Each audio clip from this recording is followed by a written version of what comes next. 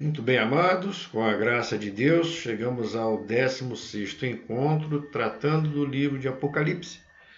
Nós vimos que no primeiro capítulo, logo no comecinho de Apocalipse, nós temos João descrevendo para nós a visão que ele teve do Cristo glorificado. Então João tentou descrever Jesus glorificado usando palavras humanas. João não encontrou palavras humanas suficientes para descrever a glória do Jesus glorificado. Ele fala que tinha como voz de trombeta, né, semelhante ao Filho do Homem, usando vestes talares, cinta de ouro na altura do peito, cabelos brancos como a alva lã, os olhos como chamas de fogo, pés semelhantes a bronze polido, e o brilho do rosto do Senhor era como o sol na sua força. Foi assim que ele tentou descrever a visão que ele teve do Cristo glorificado. Se João não conseguiu descrever Jesus glorificado, imagina agora em que ele vai ser convidado a subir ao céu e descrever o trono de Deus. É difícil, né?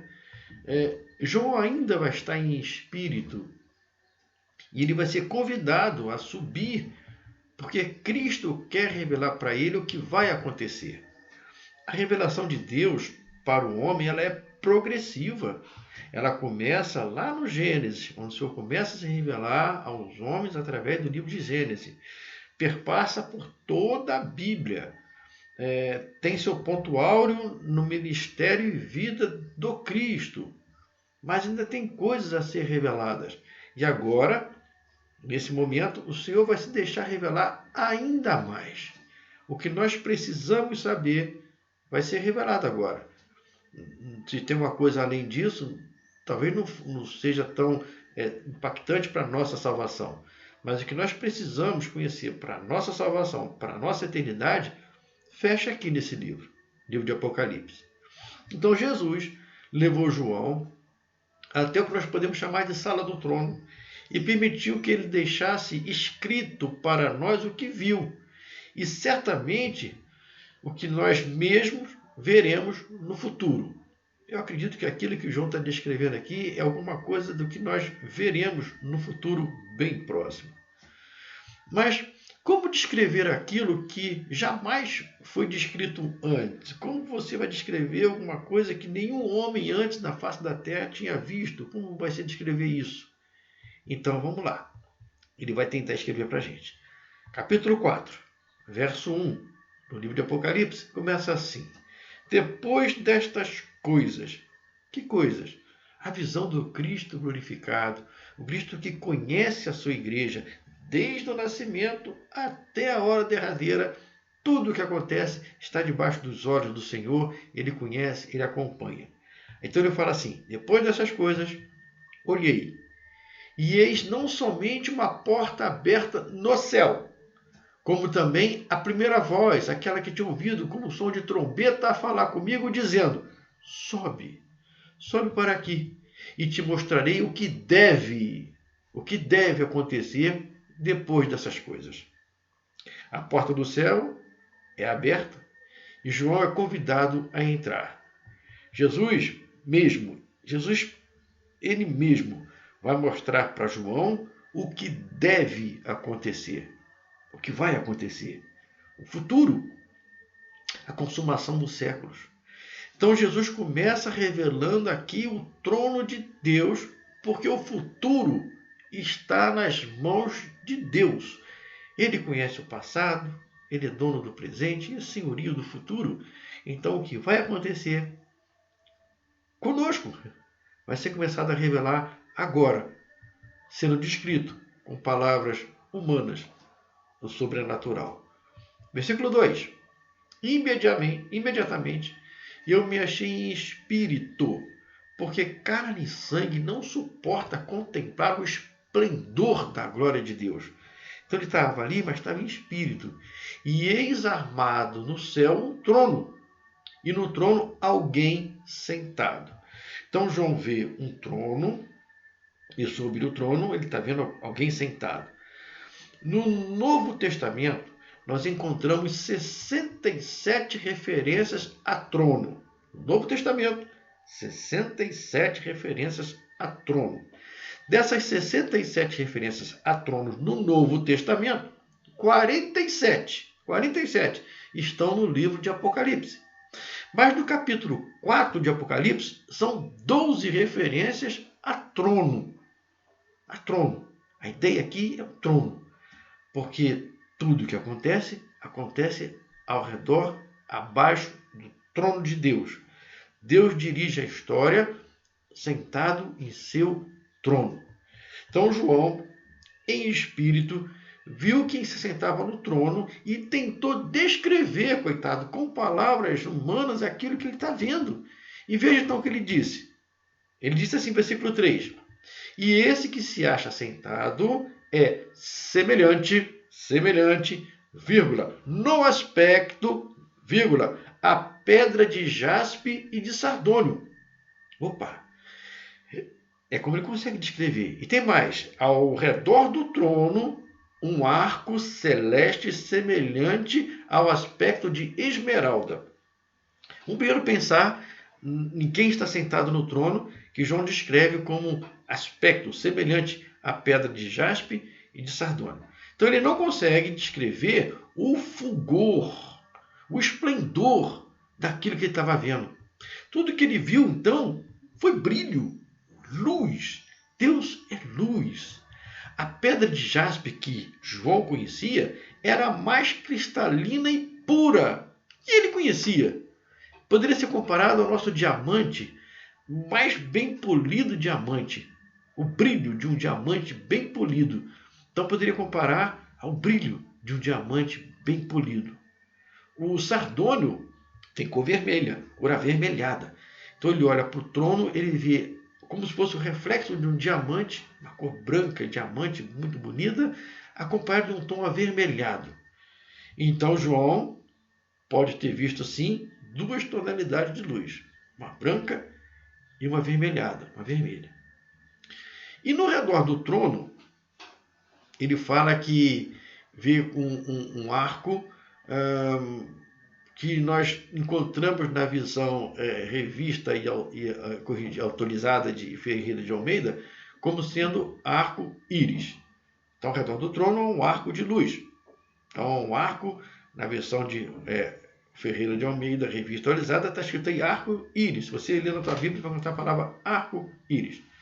Mas olha só, nos textos mais antigos, nas Bíblias mais fiéis aos textos mais antigos, não existe a palavra íris. Essa palavra íris não está nos textos mais antigos. Porque íris, na mitologia egípcia que os gregos adotaram, era a mensageira de Deus do Olimpo. Era uma deusa que fazia ligação entre os deuses do Olimpo com os homens da terra. Era a ligação entre o céu e a terra. Então, quando se colocaram na palavra do Senhor essa situação, arco-íris, estaria fazendo uma referência a uma deusa egípcia / grega que fazia ligação. E você vê que o arco-íris ele faz do céu até a terra e vice-versa. Então, eles trouxeram essa ideia para dentro da nossa Bíblia. O certo é dizer arco da aliança ou arco celeste, mas nunca arco-íris. Quando você olhar para o céu e ver aquele arco bonito depois de um dia de chuva, você não fale mais arco-íris, fala o arco da aliança, o arco celeste, o arco que evidencia o pacto de Deus com os homens, o pacto dizendo que Deus não mais consumiria a terra com dilúvio como fez naquela época. Essa é a origem desse arco celeste, esse arco da aliança do Senhor. Mas na Bíblia está aí arco-íris. Não façam isso, meus irmãos. No versículo 4, está assim: ao redor do trono, além do arco da aliança, havia 24 tronos. 24 tronos, e assentado neles 24 anciãos vestidos de branco, em cujas cabeças estavam coroas de ouro, de ouro. Então você já pode ter ouvido algumas interpretações sobre esses 24 tronos e talvez esses 24 anciãos. Há quem diga que cada trono representa uma denominação evangélica na face desse planeta. Tem gente que acredita e pensa isso. Que seria um trono representando a igreja A, a igreja B, a igreja C. E a gente defende isso. Que os 24 tronos seriam o povo fiel do Antigo e do Novo Testamento. Aqueles que dizem também que os 24 tronos estão divididos entre os 12, vamos botar assim, representantes das tribos de Israel e os 12 apóstolos. Então, são 24, a gente, na nossa matemática, a gente soma 12 tribos de Israel com 12 apóstolos, 24, está aqui a resposta, encontramos a solução. Muita gente faz isso. Mas, na verdade, João diz apenas que são anciãos. São anciãos. Ele não dá mais detalhe. O que vier além disso aí é lucubração, é achismo. Não podemos afirmar uma coisa ou outra. Mas se estão assentados em tronos, é porque, em algum momento, esses anciãos vão julgar ou reinar, já que eles estão vestidos de branco e estão usando coroas. Então, esses 24 anciãos que estão ali, eles têm uma função. A função deles vai ser descrita daqui para frente, mas eles estão ali vestidos de branco, com as vestes da justiça para julgar e com coroas, quer dizer, com poder para reinar. Dos 5 tronos, versículo 5. Dos 5 tronos, olha, versículo 5. Do trono saem relâmpagos, vozes e trovões. Então, do trono saem relâmpagos, vozes e trovões. São sons ameaçadores, não são? Para nós até amedrontador, a gente sente medo quando sente um barulho forte de um relâmpago, de um trovão. Amedronta mesmo. E diante do trono ardem 7 tochas de fogo, que são os 7 Espíritos de Deus. Aqui João já disse para a gente, aqui já não é segredo. Então as 7 tochas de fogo que está ardendo diante do trono, onde saem relâmpagos, vozes e trovões, já falou para a gente que são os 7 Espíritos de Deus e pronto. Aqui já deu definição para a gente. Olha só, há diante do trono um como mar de vidro, versículo 6, semelhante a cristal. E aqui João não conseguiu definir o que estava vendo. Ele viu alguma coisa diferente diante do trono que ele chama de mar de vidro semelhante a cristal. Ele não fala com maiores detalhes, então ele não consegue expressar para a gente exatamente aquilo que ele estava vendo. Foram as palavras que ele tinha para descrever uma coisa sobrenatural. E vai ficar mais difícil ainda, vai ficar mais complicado ainda. Veja a continuação do texto. E também, no meio do trono e à volta do trono, 4 seres viventes cheios de olhos por diante e por trás. Foi complicado. Versículo 7. O primeiro ser vivente é semelhante a um leão. O segundo semelhante a um novilho. O terceiro tem o rosto como de homem. Rosto como de homem. E o quarto ser vivente é semelhante à águia quando está voando. Os 4 seres viventes, tendo cada um deles respectivamente 6 asas, estão cheios de olhos ao redor e por dentro. Não tem descanso, nem de dia, nem de noite, proclamando: Santo, Santo, Santo é o Senhor Deus, o Todo-Poderoso, aquele que era, que é e que há de vir. Então João estava vendo 4 seres viventes com aspectos diferentes. Aí, dessas colocações, dessas visões, aparecem N interpretações. Muitas interpretações vêm por aí.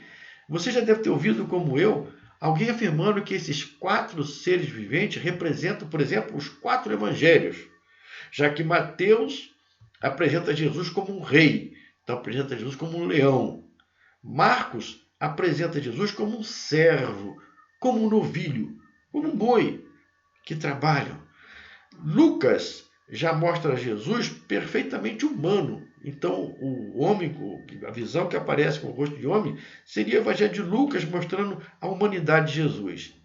E João apresenta Jesus como aquele que veio do céu e volta para o céu. Então, seria a águia, a que vem e que volta. Já ouviram essa interpretação? Eu já. Tem aquele também que interpreta da seguinte forma: aqui são as forças da natureza.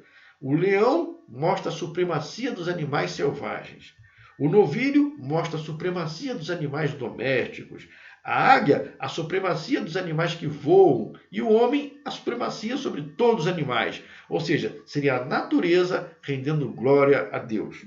Tem aqueles também que falam que são anjos. Anjos, querubins, serafins, enfim. Porque o leão dá ideia de fortaleza. O novilho dá ideia de serviço.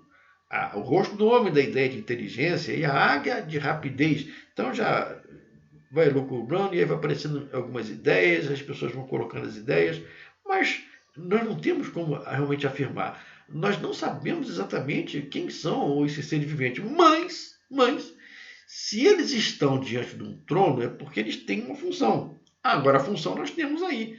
Eles estão diante do trono proclamando sem descanso: Santo, Santo, Santo é o Senhor Deus, o Todo-Poderoso, o que era, o que é e que há de vir.